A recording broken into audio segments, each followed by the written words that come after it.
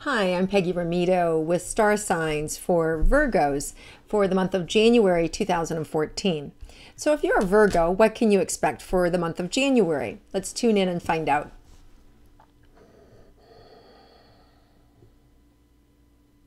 So Virgo, I see that you're in charge of your own happiness. Well, while that may be true all the time or for most of us, this month in particular, you actually have your hand on the valve and can turn it on or can turn it off. So there are times in the energy in the cosmos when it's easier to make ourselves happy. And this month, it's much easier to make you happy. So I feel some sort of like sense of relief or sense of timing. And maybe it's just that 2013 is over and that was such a crappy year for you, or difficult year or stressful year for you, that's the relief. But there is no reason for you to believe that 214 at all should mirror 213. So you've got nothing but up. You've got happiness is under your control is what they're showing me. And it's up to you to be able to live vibrantly and to choose that happiness on a daily basis. And we just had a new moon, January 1st. And that new moon for you is really opening up an opportunity for creative forces. So maybe your life doesn't look the way that you had expected it to look at this stage of your life. But the good news is there's a lot of creative energy. So no matter what your situation that you're sitting in right now, you have an opportunity to get creative with it so that it's for the better. So that however you're viewing life, you can use this creative resource to shift it for the better. So maybe you're somebody who is overworked and you need additional help.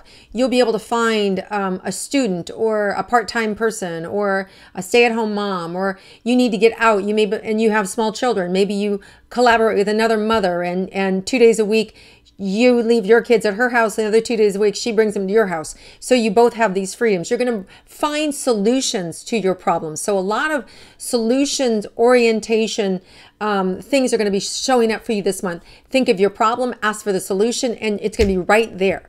So really exciting opportunities for you guys, Virgo, to get your problems solved, and very quickly in a very creative way. And sort of like a spark of genius. So you can feel really good about it. And the thing I like about this is it creates a win-win, and it opens you up to really positive things for you. So these aren't little small things. These are like big deals. These are like life-changing things. So start to think about your problems, or what your perceived problems are, or the roadblocks around you, and start to ask for creative solutions, because you're going to come up with them. Nobody else, not your attorney, not your doctor, not your parent, not your child, but you are going to get the answer to your own problem. Which I love, because it's your own creative vessel, your own creative ability to tap into is what you're being supported with, and then to be able to put it into action. So just trust that process, be looking for it, be on the awareness of it, and you're going to get success with it. Now, financial, I feel like you've been kind of like holding your own. It feels steady. It doesn't feel like I've had any big upheaval one way or the other. Some of you may have noticed like a decline, or just like a feeling of things declining or not generating. And that, I feel like that's done and over with. I feel like now with this new creative, if money was your issue, your creative resources available are going to help turn that around. So I don't see it as a problem. In fact, I see lots of new money showing up around the 23rd of January. So they're just showing me new money's coming in around January 23rd. It may not be unexpected, but it's surely welcomed. And I feel like it's somehow in a different form. So maybe that it comes in through a different way, or there's something unique about it that's different than it was in the past. And I feel like it's big money too. And I feel like it's solid and it's foundational. Could also mean that you're selling something, that you're selling an asset, or you're selling maybe you inherited your mother's jewelry and you're selling that, or you're selling, but it feels like it's connected to inheritance. So some of you may have an inheritance that comes in that was even unexpected, you weren't aware of. So it could be that you had a relative that named you and you weren't aware of it, or a friend or a client that named you and you weren't aware of, and that money's coming in. So there's unexpected wealth coming in. It feels a little bit like through an inheritance towards the end of the month.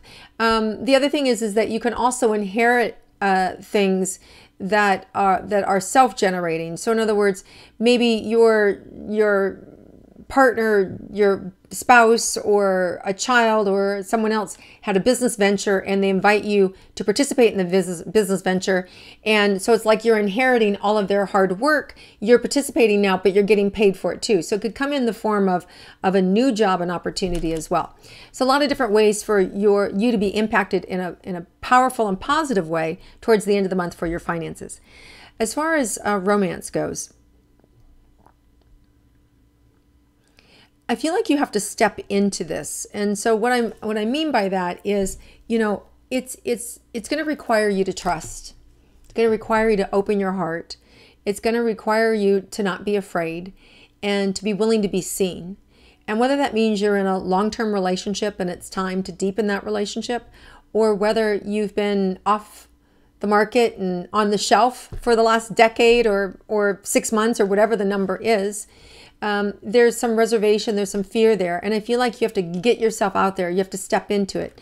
Now, the way you could step into it are a lot of different ways. Doesn't mean you have to go to the nightclub scene. It doesn't mean that, some of you may going, are you crazy? I'm self-employed. I work 60 hours a week, or I'm shut in, or whatever it is for you. There's a way to generate romantic relationship. And part of that is just by, shifting your consciousness to the universe that says, bring the right and perfect relationship to me at all times, in all places, in all ways.